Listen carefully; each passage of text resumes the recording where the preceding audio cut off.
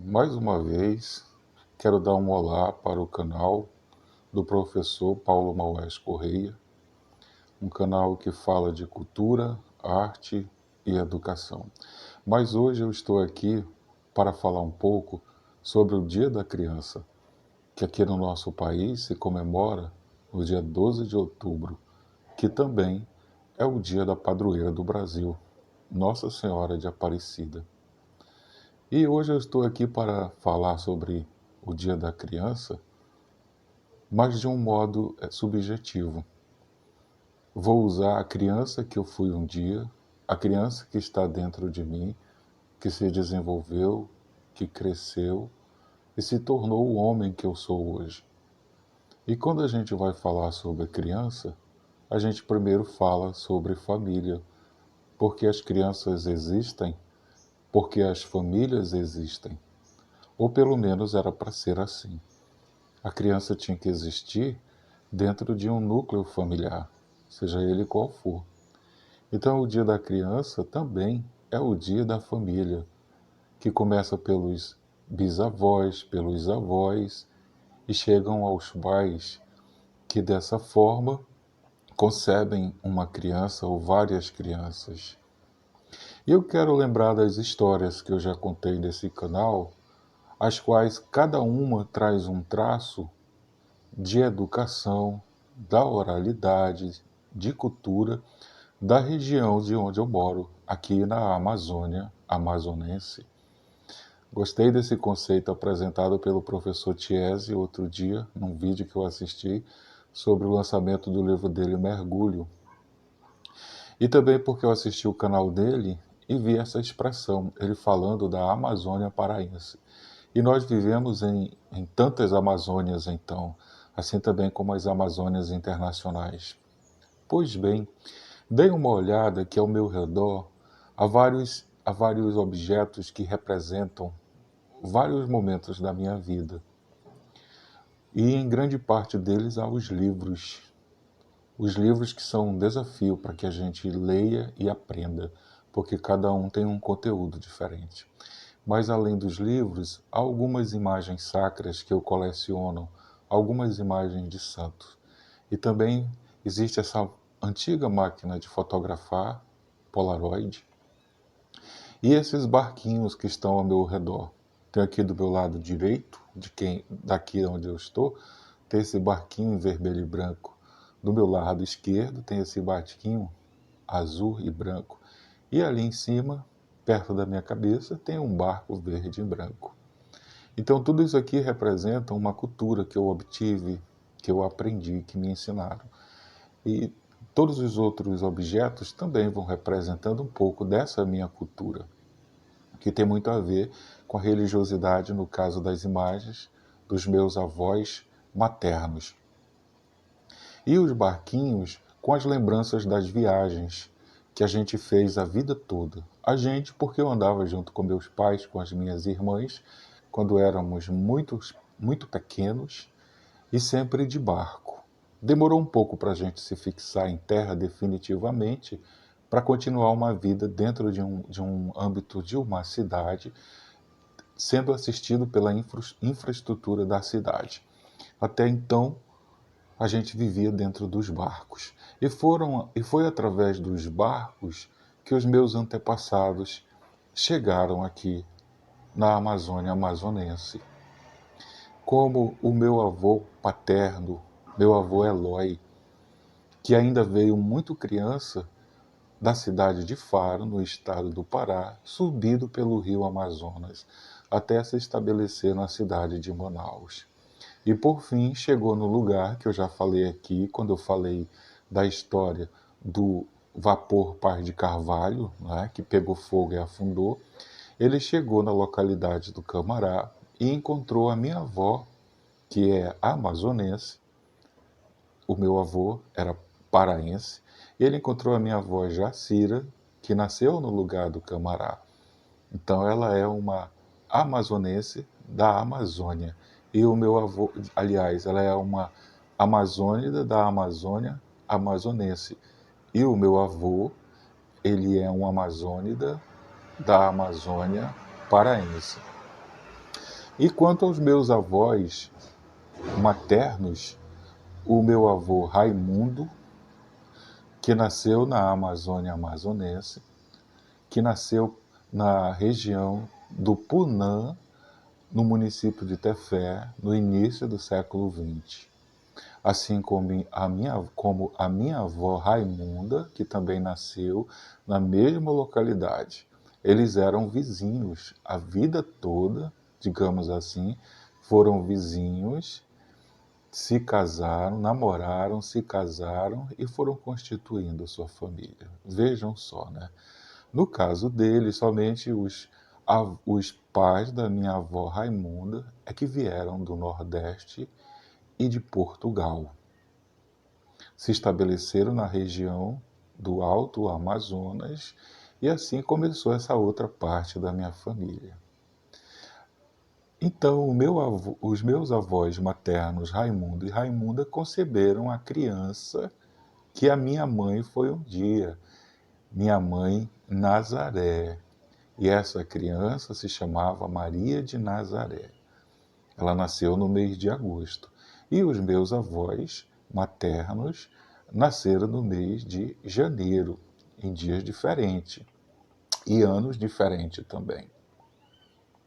Então, cada momento eles foram nascendo, cada momento daquele início do século, e foram absorvendo os acontecimentos, o sentido do ambiente, de ser morador de uma área de floresta, de rios, e foram aprendendo os mitos, as histórias, as lendas, e depois foram passando para mim.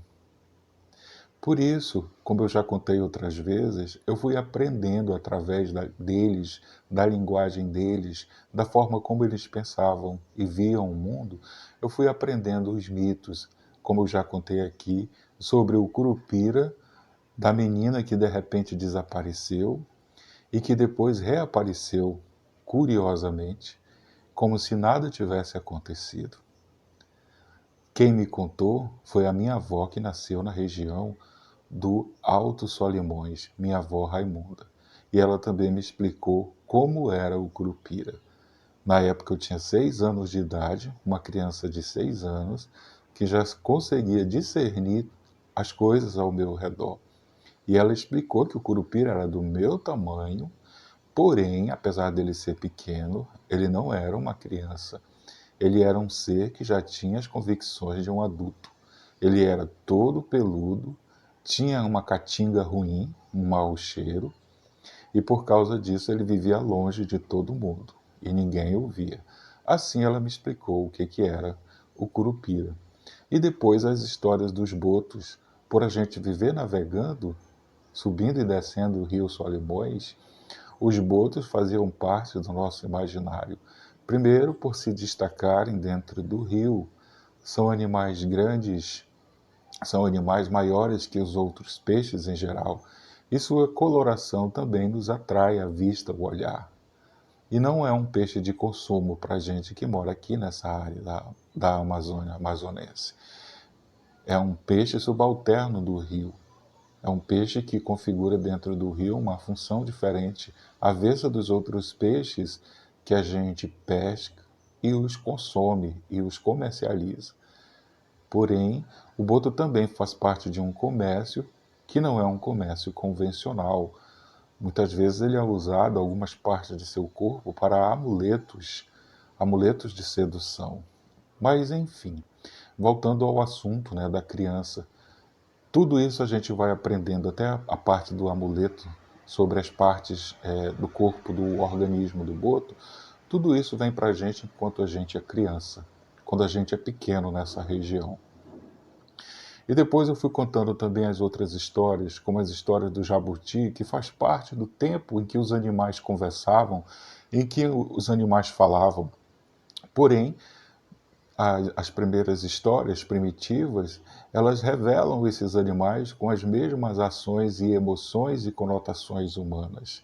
Uns humanos se tornando mais espertos que os outros, enganando aos outros, e um e o outro tentando escapar de ser a vítima do predador, não é? Afinal de contas, os animais vivem num ciclo de alimentação. Uns se alimentam dos outros.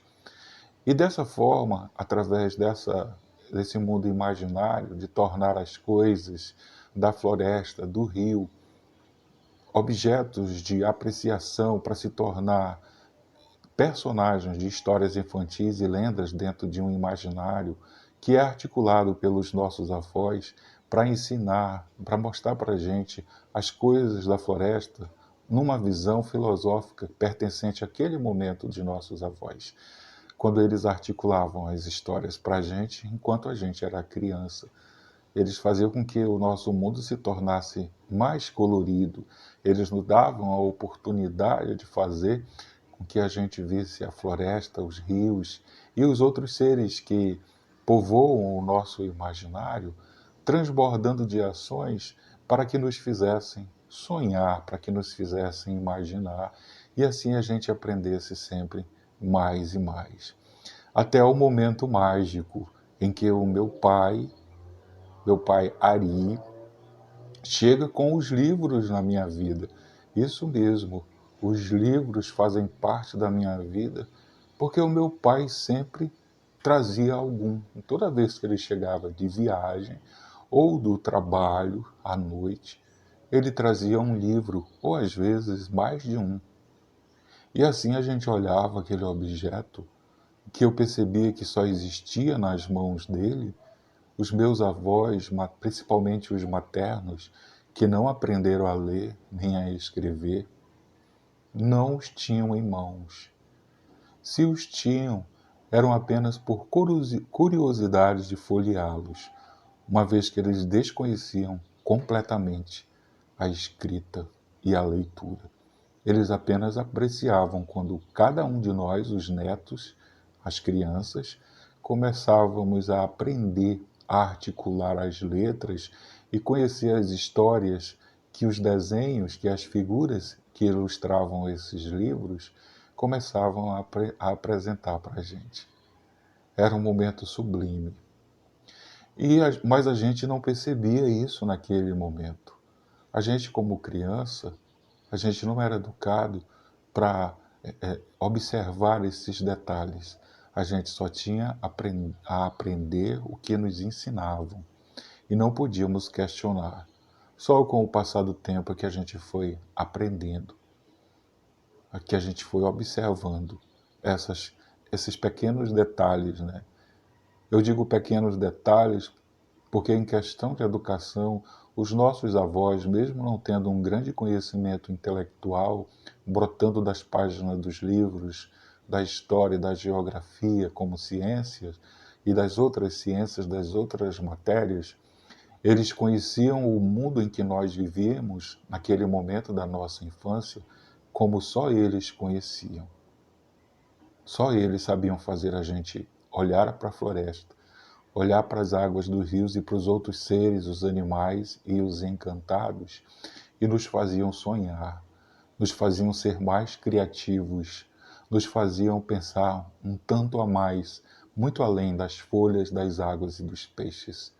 A gente olhava para a floresta com um olhar filosófico, e já era um olhar que os nossos avós passavam para a gente, porque a gente, além deles, que só passavam as histórias através da oralidade, a gente aprendeu a ler e escrever e podia ilustrar tudo isso de outra forma, com outro caráter.